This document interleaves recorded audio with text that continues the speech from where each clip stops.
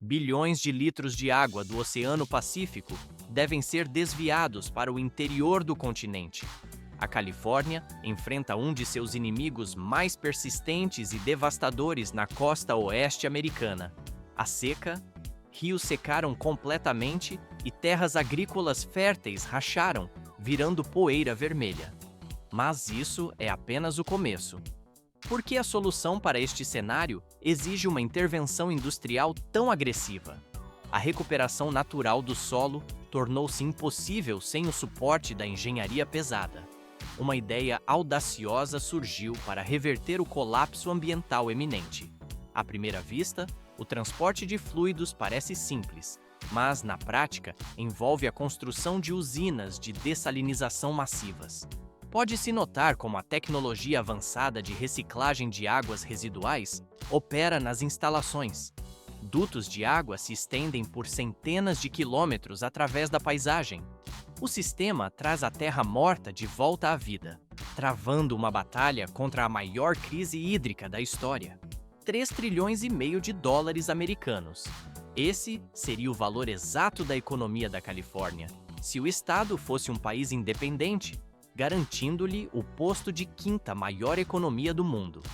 Ainda mais vital é o setor agrícola, responsável por produzir 1/3 dos vegetais e 2/3 das frutas e nozes de todos os Estados Unidos. Mas por que esse gigante da agricultura consome quase 80% de toda a água utilizada por humanos na região? A ironia reside no fato de que a Califórnia mal consegue suprir sua própria demanda hídrica natural. Vê-se como a geografia isola o território entre o Oceano Pacífico Frio e a imponente Serra Nevada, uma muralha que bloqueia a umidade oceânica. A maior parte da chuva cai no norte, enquanto o sul suporta um clima semidesértico. Mas isso é apenas o começo do problema. Mais de 60% do abastecimento de água do estado provém do degelo da Serra Nevada, um banco de água massivo formado no inverno que alimenta rios e reservatórios durante o verão.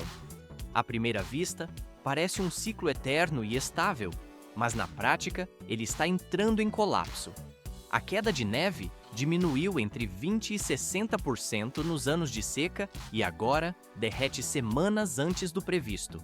A Califórnia atravessa sua pior seca em 1.200 anos e pode-se notar o nível crítico em reservatórios como Shasta, Oroville e Meade, que caíram para apenas 40% de sua capacidade.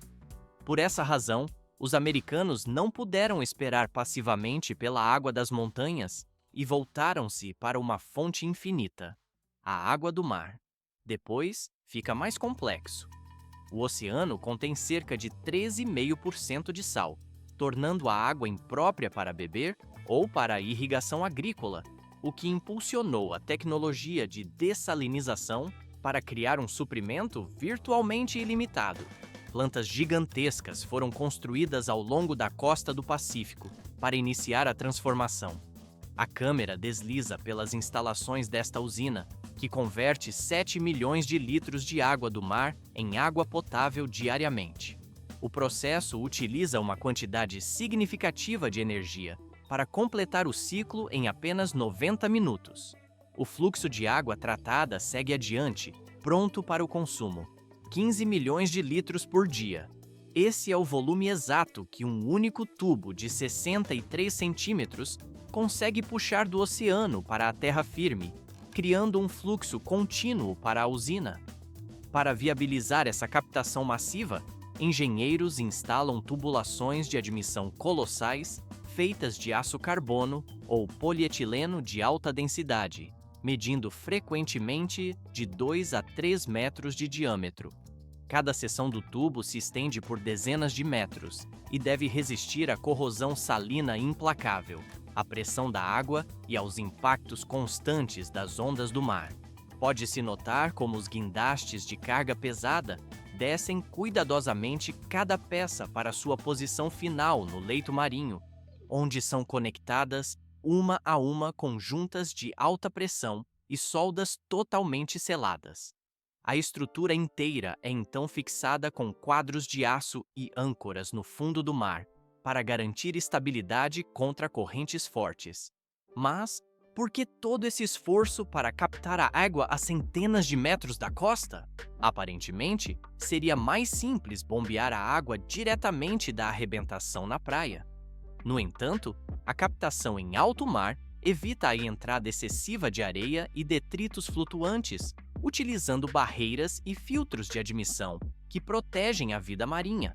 Na ponta de admissão, bombas potentes empurram a água do mar em direção à planta a uma taxa superior a 10.000 litros por minuto.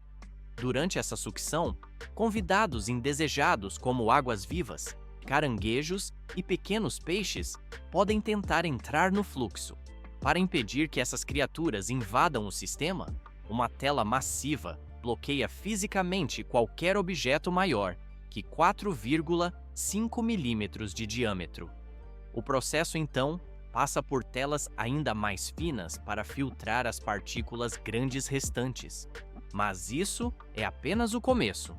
À primeira vista, a água parece limpa após a filtragem mecânica, mas na prática, ela ainda está carregada de sedimentos microscópicos em suspensão. A solução ocorre em tanques de filtração, onde a água flui para baixo, através de camadas de areia, usando a gravidade. Os espaços entre os grãos de areia são tão minúsculos que apenas o líquido passa, enquanto as partículas ficam presas. A areia move-se continuamente para baixo, na direção oposta ao fluxo da água, fazendo com que a sujeira adira à superfície dos grãos. Qualquer coisa maior que aproximadamente 1/10 da espessura de um fio de cabelo humano é removida nesta etapa. Depois fica mais complexo. Grandes pás agitam a água, enquanto a planta introduz 2 produtos químicos essenciais: hipoclorito de sódio como desinfetante e cloreto férrico como coagulante. O coagulante força a areia fina e as partículas de resíduos a se aglomerarem em flocos maiores, que então decantam no fundo do tanque. A maior parte da sujeira física foi removida, mas a água ainda não está pronta para a dessalinização. O líquido entra agora no sistema de filtragem de cartucho, a linha final de defesa antes da osmose reversa. Dentro de cada alojamento, existem múltiplos cartuchos feitos de camadas de fibra fortemente comprimidas, com tamanhos de poros tão pequenos quanto 1 a 5 microns. Vê-se como a água flui de fora para o centro de cada cartucho, prendendo partículas microscópicas entre as camadas de fibra, enquanto o líquido limpo atravessa a parede do filtro. Quando um cartucho fica saturado, os engenheiros o removem e substituem imediatamente para manter a eficiência máxima. A água do mar avança então para a etapa mais crítica, a separação do sal. O sal é extremamente difícil de remover, porque seus íons se agarram firmemente às moléculas de água através de atração eletrostática. Para quebrar esse vínculo, o sistema deve aplicar uma pressão extremamente alta no processo de osmose reversa. O conceito baseia-se em aplicar uma pressão superior à pressão osmótica natural, forçando a água através de uma membrana ultrafina, enquanto o sal e outras impurezas ficam para trás. O equipamento gradualmente eleva a pressão utilizando bombas centrífugas de alta potência. Cada componente do sistema de bombeamento controla um estágio específico, aumentando a compressão conforme a água avança. Ao sair do estágio final do conjunto de bombas, a pressão atinge cerca de 60 bar, o que equivale a aproximadamente 60 vezes a pressão atmosférica. Essa força é suficiente para separar a água do sal em nível molecular. E isso ainda não é o limite. Após a primeira rodada de filtragem por osmose, a água já está quase sem sal, mas ainda contém íons vestigiais e microminerais. Por isso, o líquido é enviado através de um segundo estágio de osmose reversa, onde membranas ainda mais finas operam sob pressão mais baixa, mas alcançam maior eficiência na remoção de sal.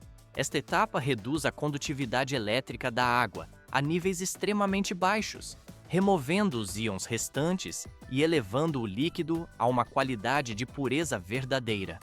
O resultado final é um fluxo ultralimpo, pronto para a remineralização.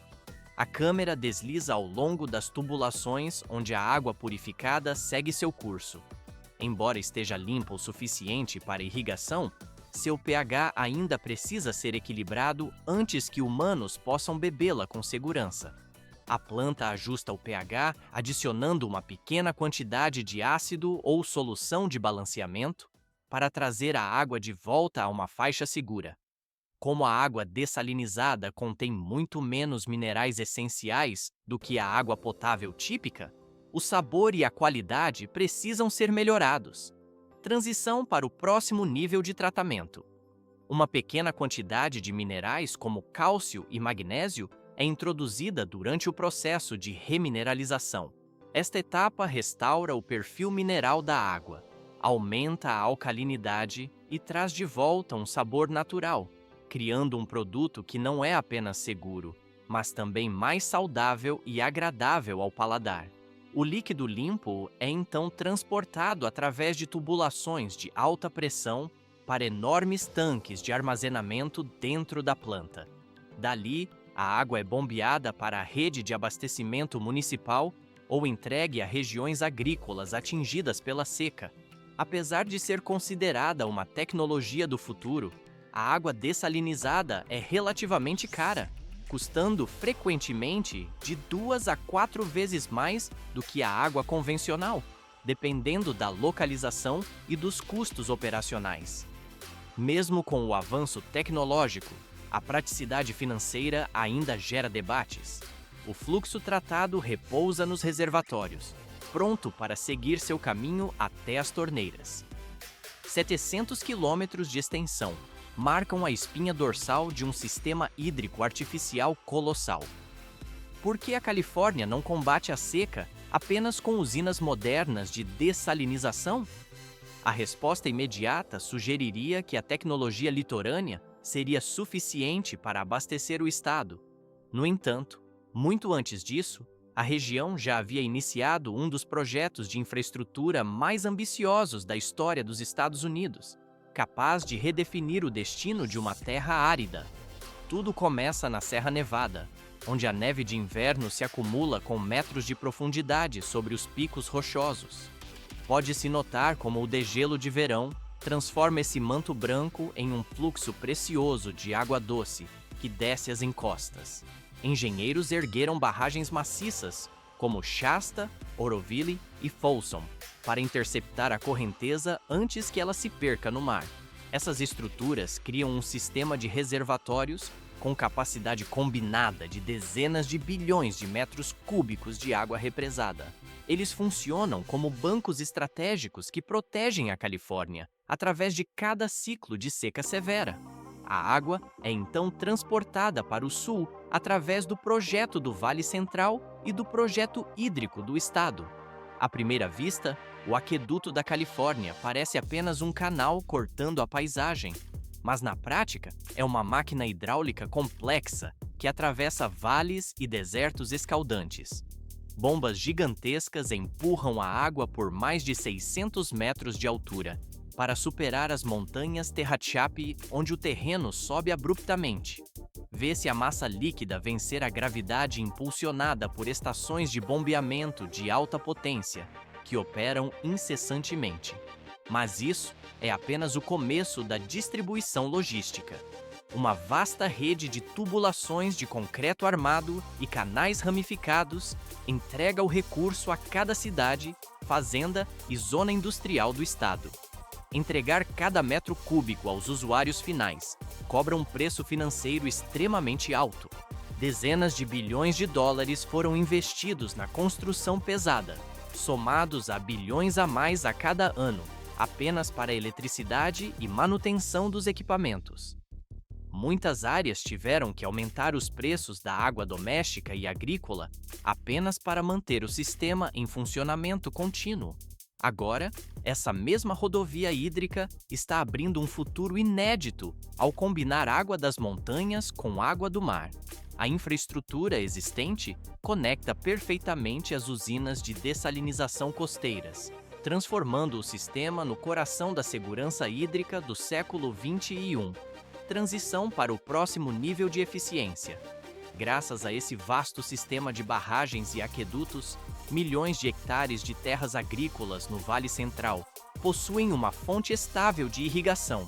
A região fornece mais de 1/3 dos vegetais da América e 2/3 de suas frutas.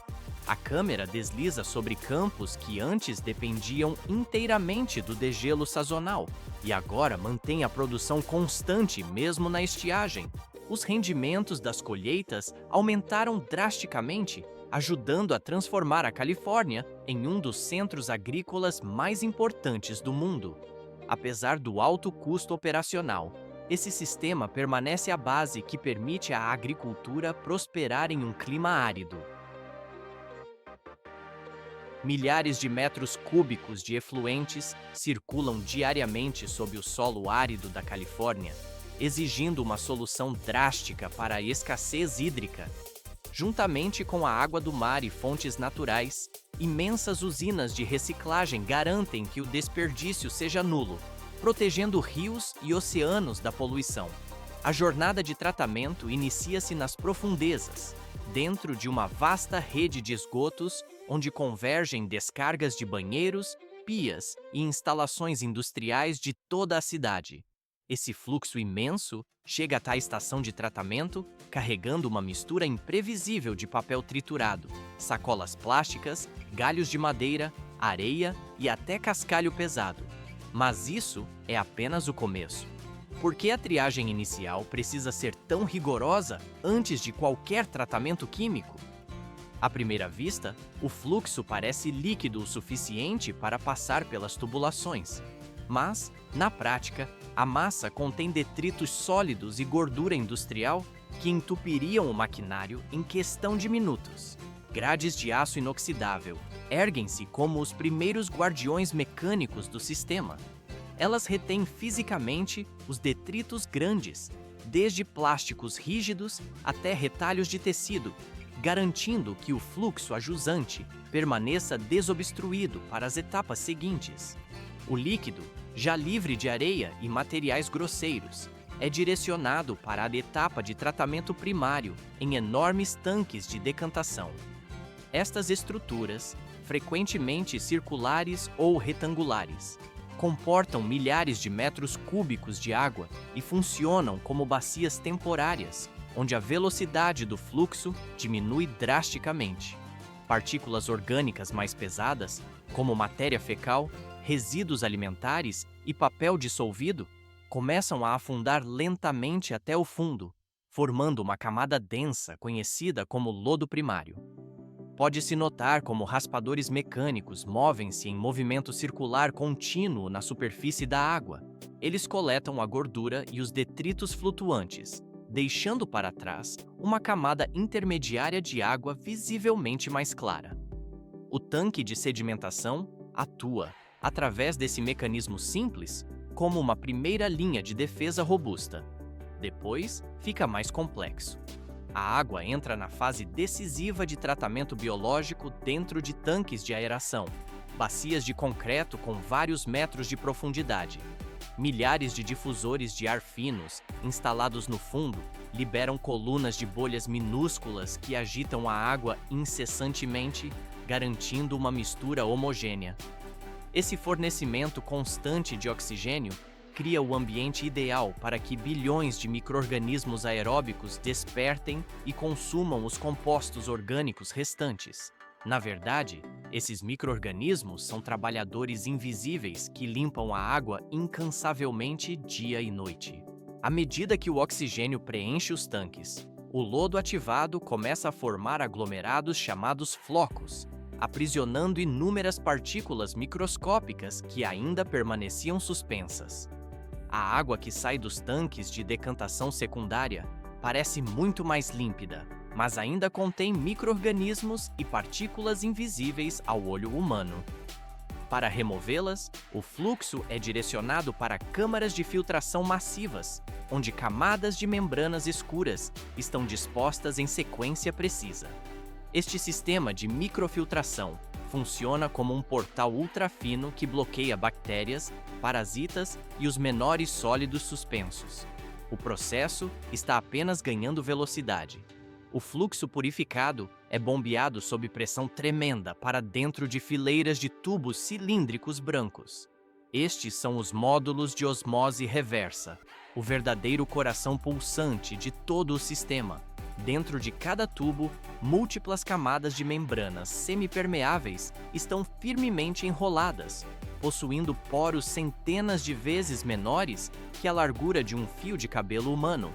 A pressão interna no sistema pode atingir dezenas de bares, muitas vezes superior à pressão atmosférica, impulsionando um processo que é ao mesmo tempo poderoso e requintadamente preciso. Aqui, cada molécula que seja maior que a da água é parada imediatamente em seu caminho.